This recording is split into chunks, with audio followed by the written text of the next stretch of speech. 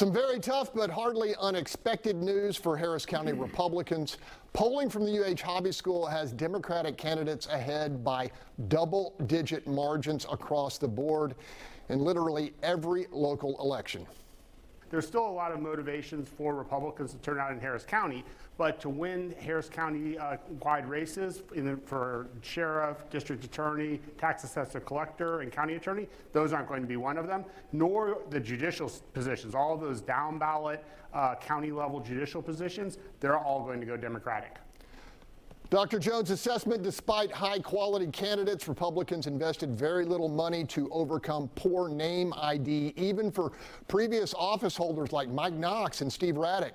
Panel, I guess you have to pay if you want to seriously play in a blue-leaning county like ours. Holly, what do you make of this? I'm a little puzzled by the poll, and you said across the board, but the report I read only involved these four races, four candidates for a sheriff and for the district attorney. And what's interesting is it doesn't really correlate to the issues that voters cited as issues of concern, rising taxes and as concerns over crime and public safety.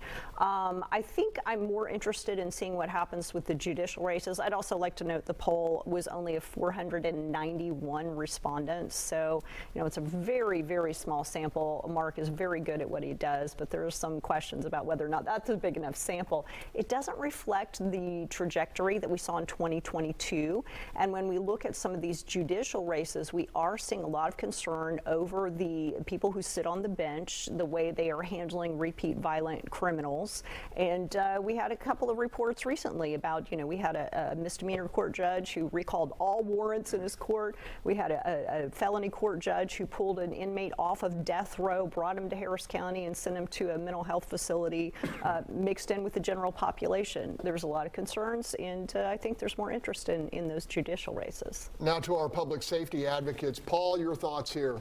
Yeah, so the last election, there was an 8% flip, top of the ballot Democrat to bottom of the ballot Republican.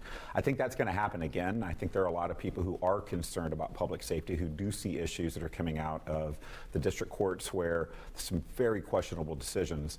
Seeing a lot of these things recently, sitting in a court this past week and seeing some of the behaviors of our justices concerns me greatly, and I hope that our voters can understand that there are concerns that they have at the top of the ballot, and there are different concerns they can have at the bottom of the ballot.